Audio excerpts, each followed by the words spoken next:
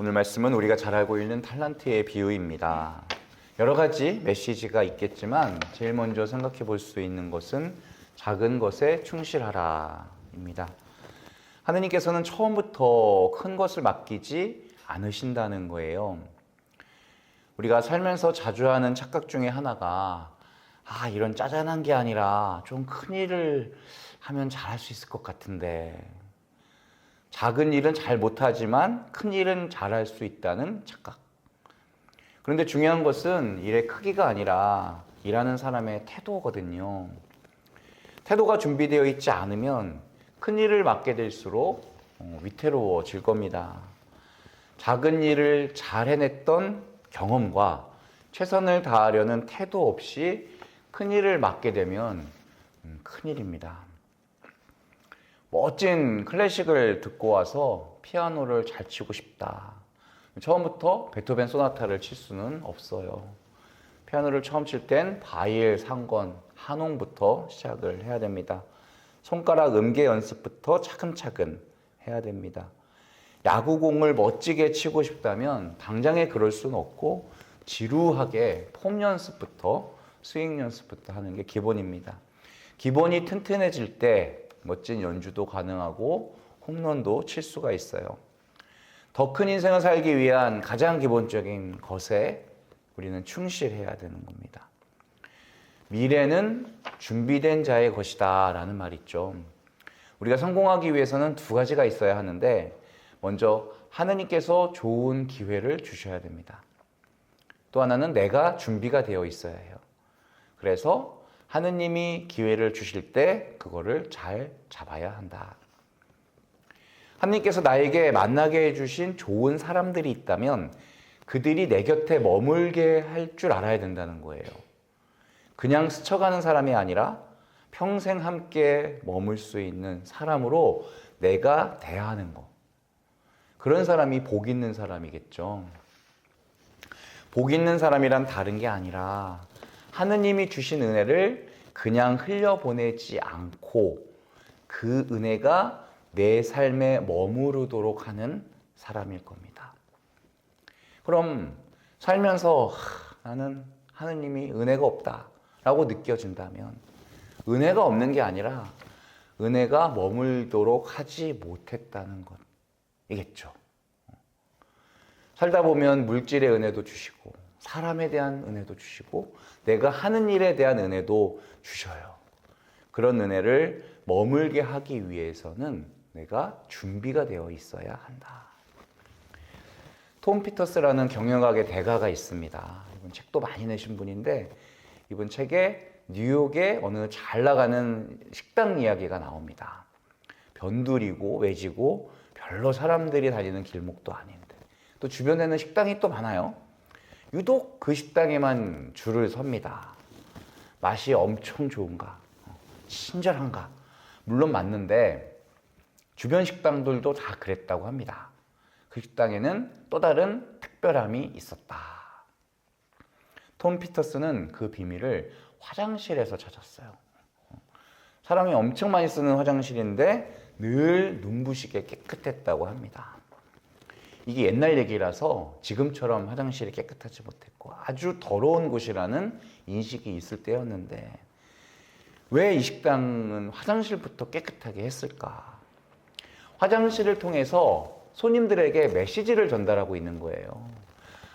이 식당은 화장실도 이렇게 깨끗한데 주방은 또 얼마나 깨끗할까? 음식은 얼마나 위생적인 걸까? 라는 메시지를 준다는 겁니다. 그러고 보니 이병철 회장님이 삼성물산을 창업하고 전국 지점을 돌아다닐 때 제일 먼저 확인한 게 화장실이었다. 청소가 잘 되어 있는지, 수건은 깨끗이 걸려 있는지, 이 공장이 잘 돌아가고 있는지를 확인하기 전에 화장실부터 확인하고 혼을 내거나 칭찬을 해줬다고 합니다. 그러고 보니 제가 1, 2학년 때 꽃사무실에서 일을 했는데 분명히 기억나요. 그 작은 화장실, 단칸 화장실 있지 않습니까? 거기에 걸려있는 수건에 대해서 늘 오신 분님께서 말씀을 하셨어요. 저 수건이 말라 있어야 된다고. 항상 깨끗하게 걸려 있어야 된다고. 그러니까 손님들이 외부에서 방문객들이 오고 가는 화장실인데 깨끗해야 된다는 말씀을 늘 하셨던 기억이 납니다. 지금도 그러시겠죠. 톰 피터스는 다른 사람들이 거들떠도 보지 않는 아주 작은 것을 통해서 이 기업의 메시지와 철학이 증명되고 있다고 말합니다. 그럼 우리 인생도 마찬가지일 거예요. 작은 일을 통해서 내가 어떤 존재인지 사람들에게 계속 드러내고 있는 거거든요. 몇 년 전 미국 대선 때 막 시위하는 거 보셨잖아요. 백악관 점령하고 상점들 뚫어부시고. 옛날에는 더 심했습니다. 미국 뉴욕 하면 거의 범죄 도시의 인상이 딱 있었어요. 그래서 뉴욕 시장이 되고 취임하면 제일 고민하는 이슈가 어떻게 하면 범죄율을 낮출까, 특히 강력범죄를 어떻게 낮출까를 고민했다고 합니다. 고민은 했는데 성과는 별로 없다. 그러다가 역사상 가장 큰 성과를 낸 시장이 취임을 했는데요. 1994년 루돌프 줄리안이라는 분이 시장이 된 이후에 범죄율이 뚝 떨어졌다고 합니다. 이분은 대체 뭘 했던 거냐? 범죄와의 전쟁을 선포한 게 아니다.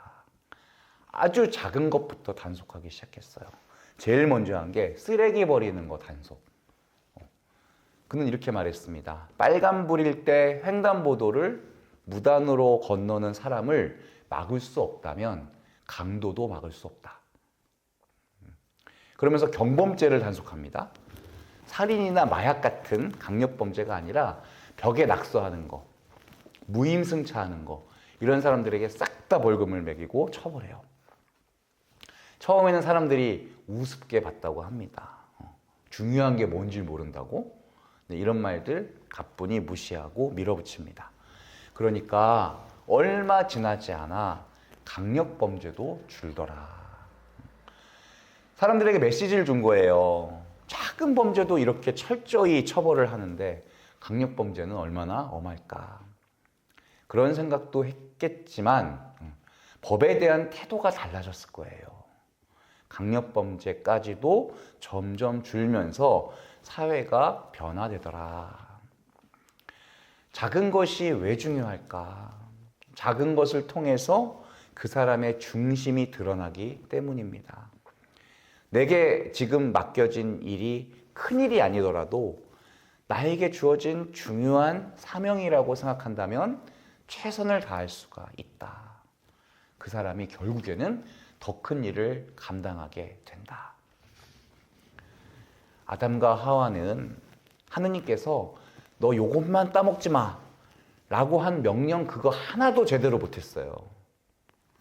성경은 그것을 원죄라고 합니다. 조상이 그랬으니 우리도 어쩔 수 없이 그러고 있는 거예요. 제대로 하는 게 없어요. 부모 공경 제대로 하나 못해요. 배우자 사랑하는 거 하나 제대로 못해요. 우리 공동체 식구들 제대로 사랑하는 거 잘 못해요. 약속 시간 잘 지키는 것도 제대로 못해요. 작은 것 하나도 제대로 못하는 거. 그게 바로 죄인의 모습이다. 그러면 구원받은 백성의 모습은 어떻겠는가? 반대겠죠. 작은 것 하나라도 제대로 하는 사람이 하느님 백성의 모습이다. 그래서 콜로새서 3장에는 이런 말씀이 있습니다. 무슨 일을 하든지 사람이 아니라 주님을 위해 하듯 진심으로 하십시오. 이게 작은 거든 큰 거든 그 일을 대하는 태도는 똑같이 주님을 위해서 하듯이 진심으로 해야 된다는 말씀입니다. 우리에게 주신 각자의 자리가 있습니다. 그 자리에서 우리가 지금 해야 할 일은 무엇일까요?